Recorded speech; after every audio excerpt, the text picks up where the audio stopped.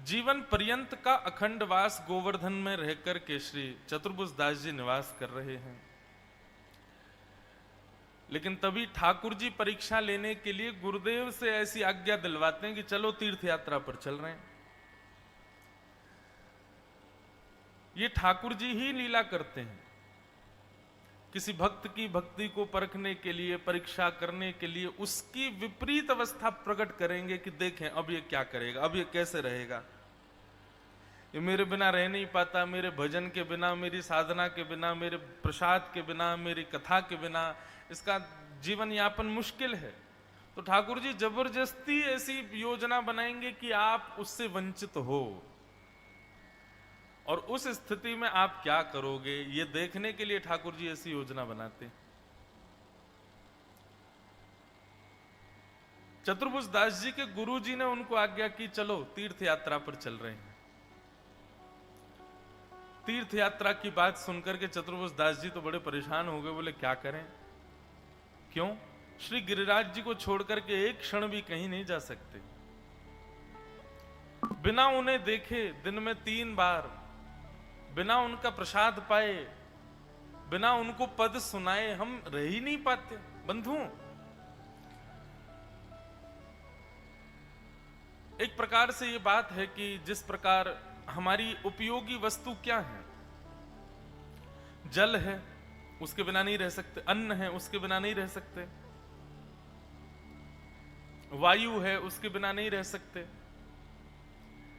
जिनके बिना आप अचेतन्य हो जाओ, समझो आपकी स्थिति वही है।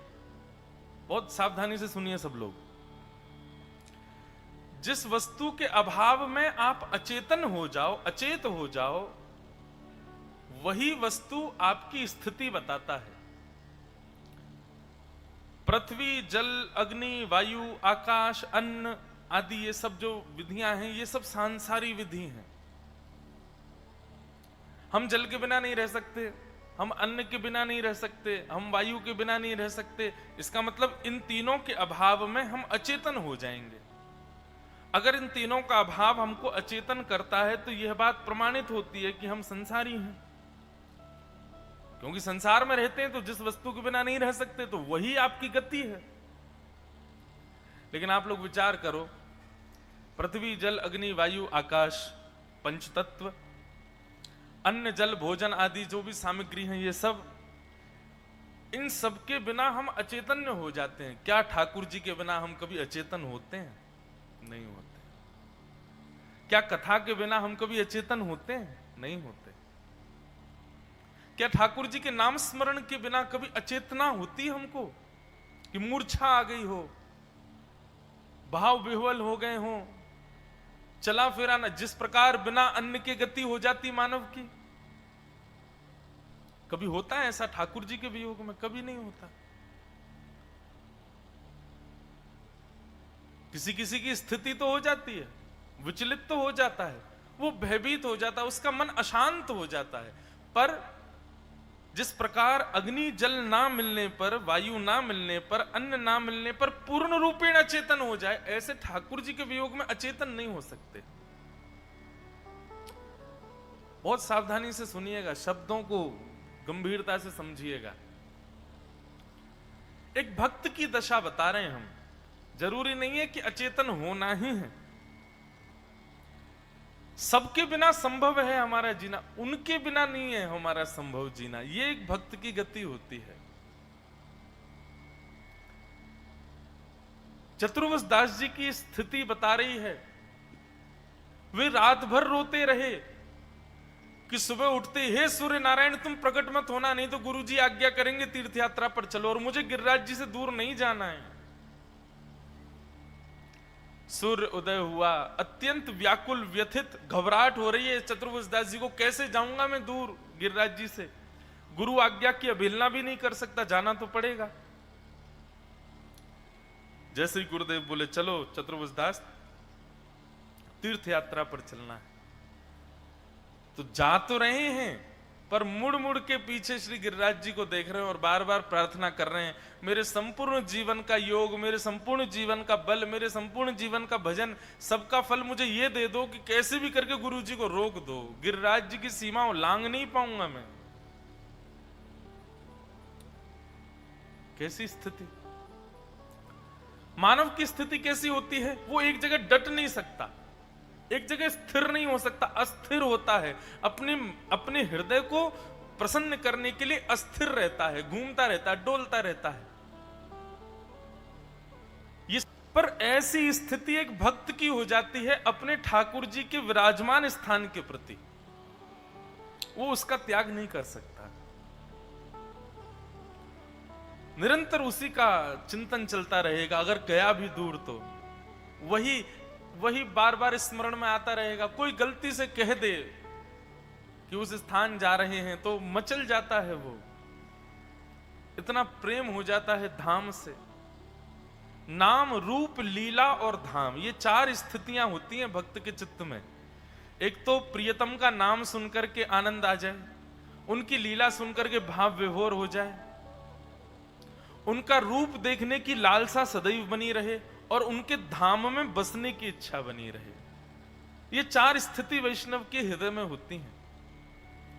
चतुर्भुज दास जी बार बार पीछे मुड़कर के ठाकुर जी को देखते हैं, हाथ जोड़ के कहते हैं, बोले कुछ करो ना ठाकुर जी, इनको गुरु जी को रोको, मैं तो कह नहीं सकता। लेकिन ठाकुर जी भी कभी कभी बड़े निष्ठुर हो जाते हैं, कुछ नहीं बोले, जाओ। जब तक गिरिराज जी दिखते रहे तब तक थोड़ी शांति थी। थोड़ी दूर जाने पर जब गिरिराज जी दिखने बंद हो गए तुम्हारा श्वास फूलने लगी चतुर्भुज दास जी की। गिरिराज पर्वत का दर्शन हो रहा था तब तक भी ठीक था, जैसे ही पर्वत दिखना बंद हुआ, पैर रख कहीं रहे हैं, जा कहीं रहे हैं, गति बिगड़ने लगी चरणों की। अभी ध्वजा दिख रही थी गिरिराज जी की, तब तक भी प्राण रुके हुए थे, लेकिन जैसे थोड़ी दूरी जाने पर ध्वजा दिखनी भी बंद हो गई, चतुर्भुज दास जी को मूर्छा हो गई। मूर्छित होकर वहीं गिर गए, उठ ही नहीं पाए, उससे आगे जा ही नहीं पाए। जहां तक गिरिराज जी की सीमा का दर्शन नहीं वहां तक गए, उसके अतिरिक्त तो चरण रख ही नहीं पाए, वहीं मूर्छित होकर गिर गए। गुरुदेव ने पीछे देखा, चतुर्भुज दास जी मूर्छा में पड़े हैं, तुरंत कमंडल से जल लेकर के छिड़काव किया, होश में आए। क्या हुआ चतुर्भुज दास? उठते ही, नेत्र खोलते ही क्या बोलते हैं? कितने दिन हुए जो गए बिन देखे। चतुर्भुज दास जी का पद है। अभी 5 मिनट पहले ही गिरिराज जी से मिलकर के आए हैं और 5 मिनट बाद ही चतुर्भुज दास जी जब बेहोश हो गए और बेहोश होकर जब चेतना में आई तो चेतना में आके क्या कहते हैं? कितने दिन हुए जो गए बिन देखे। ना जाने कितने दिन हो गए हैं मुझे उनको देखे बिना। गुरु जी बोले अभी अभी तो देख के आए हैं। बोले लेकिन गुरुदेव ये क्षण भर भी मुझे कल्प के समान लग रहे हैं। मैं आपसे स्पष्ट कह नहीं सकता हूं कि गुरुदेव तीर्थ यात्रा पर मत जाइए, आप मेरे गुरु हैं, आपकी आज्ञा की अवहेलना नहीं कर सकता मैं, पर मैं अपनी गति बताऊं, अगर आप मुझे एक पग भी बाहर ले गए मेरे प्राण निकल जाएंगे, मैं गिरिराज जी के बिना नहीं रह सकता। गुरुदेव के नेत्र सजल हो गए, वारे चतुर्भुज दास तेरी भक्ति।